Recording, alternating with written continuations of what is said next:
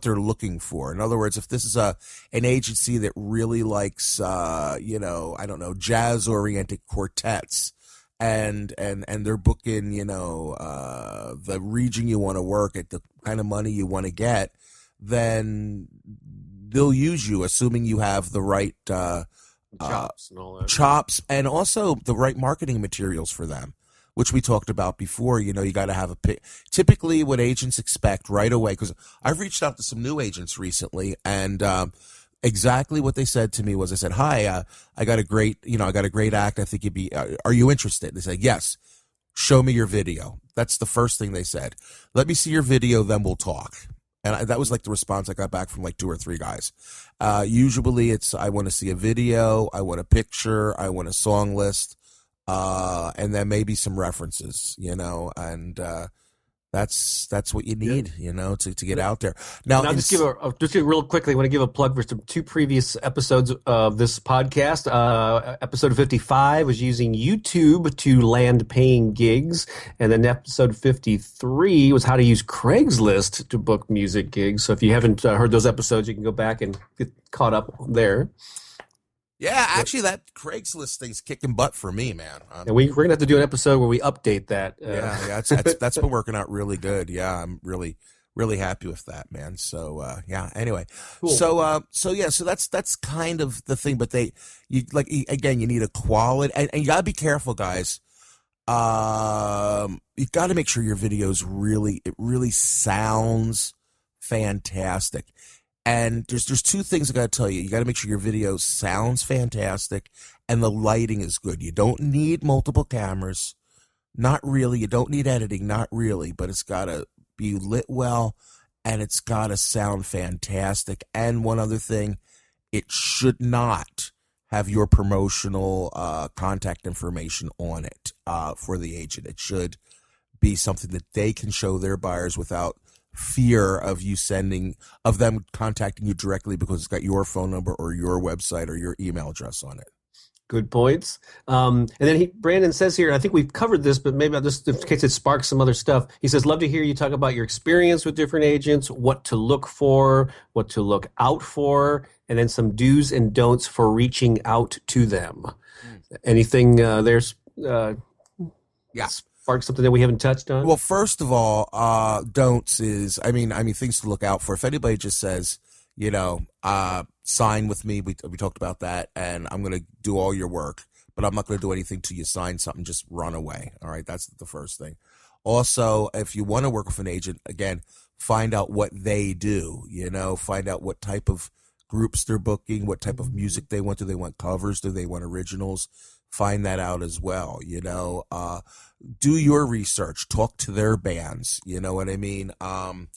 One thing that I've run into, and it's funny, it's even with an agent that I still use, I've been using them for like 30 years. He's not real good at communicating with the bars, what they're getting sometimes. And this is something to really look out for. Just because they're getting you gigs doesn't mean they know what they're getting. So it's up to you. You never expect, okay, here's what an agent is. An agent basically is just somebody that's getting the gig. They're not going to do anything. They're not going to take care of you. They're going to get you a gig. It's your job to take care of yourself. So you got to make sure you call that bar, or that venue, that concert, the wedding people, whatever it is, and say, hi, I'm booked to play your show. Do you know about our band? Would you like me to tell you about our band? Do we need sound? Do we need lights? When can we set up? Sometimes you find out that you got to set up like in the afternoon. You can't set up between these certain hours. Can't sound check. You know, I mean, it's incredible all the things that the agents don't tell the buyers. Mm-hmm. And conversely, all the things the agents don't tell the bands. So, and I'm not necessarily saying this is a bad thing. It's just what they do. It's the nature of the beast. Some agents are better than others at this. But if you take it, go ahead. I was saying, are most agents okay with you? I guess since they're the booker, they've got that relationship secured. They're okay with you then directly communicating with them, or do they protect that and go, just show up then? You know? No. Well, you got to communicate with what agents won't do is they won't tell you where the gig is until after you agree to do the gig a lot of the times. So that makes sense. Right. So I'll get a call. It's like, yo, Billy. Yeah, this is John. I got a gig over in the south side of Chicago. It's going to pay $2,000. Sound like something you want to do? Are you open on that date? And I'll be, yeah, John, that sounds great. I didn't realize your booking agent was part of the mafia. Oh, well, it is something we do not speak of. Yeah. Yes. But that's actually offer you couldn't refuse. It's actually what that guy. It's actually what this particular guy sounds like too, which is really funny. Really, I got a gig for you. I'm telling you, it's art and life imitating each other, man. But yeah, but I mean, so it's not cool to say, oh yeah, Southside Chicago, what bar? Because that means you're going to get on the phone and, in his mind, and you're going to call that bar and say, hey, we don't need this agent guy. Let's just book it ourselves. So what'll happen is once you agree to do the job, then they'll tell you where the bar is and give you the contact information. And now it's up to you to make sure you contact them and send them whatever they need. Just the other day, I got an email, something I never get asked for. I'm sure lots of people do. But this one casino that I just got booked in, they asked for a stage plot. I didn't have one. So I had to make a stage plot. Now I've got one. Excellent. That's cool. But I couldn't help think of this scenario where the guy from Chicago, he goes, you accept the gig, and he goes, all right. And you got to meet some guy named Vinny in a dark parking lot to get the address. Oh yeah, of the venue. And so anyway, so that's kind of the rules there. But yeah, and then the newer agents, like the new guys, the younger guys, they're even more like, all right, here's the phone number. Now, first thing you do, make sure you put this on your website and put it on your social media and make an event. And the agents expect you to do all the stuff. They're not going to do it for you. They're just getting you a job. It's like a temp agency, okay, guys? It's an employment agency. That's what an agent is. They don't do things for you. They don't take care of you. They get you gigs. It's your job to do all the work. Kind of like a record deal. Yeah, you're paying them for their relationship. And a lot of people get ticked off. I was just talking to a good agent friend of mine, and he says people get so mad because they say, well, I got to send you $300 because you made a phone call. No, you're not. Guys, please don't think like that. You're paying him $300 because he's developed a relationship with a guy that trusts him. Over years, probably. Exactly. Yeah. And you're paying for his experience. You're not paying for a phone call, okay? And if you think it's just paying for a phone call, then do your own damn bookings. And you find out how easy it is. Hey, a little tough love here from Mr. Hey, man, that's me, I mean, again, you don't have to listen to me. I've only got 12 days off in the next 4 months, so I don't know what I'm talking about. So I think you do. So I don't know how much you've touched on this, but the do's and don'ts of reaching out. So contacting, that's probably the best thing to end on in our final minutes here is, what do you do to reach out to and connect with the booking agent to begin with, to start the relationship? All right, we'll go old school first, then we'll talk new school. Old school is find out what bands are using agents and ask them for the number if you can. And if you don't get the number, still talk to them and then look up the agency contact information online and give them a call and say, hey, yeah, John, I was talking to Phil from your band, blah, blah, blah. And, I'm be really interested in working with you. How can we make that happen? That's the best thing. Just ask questions.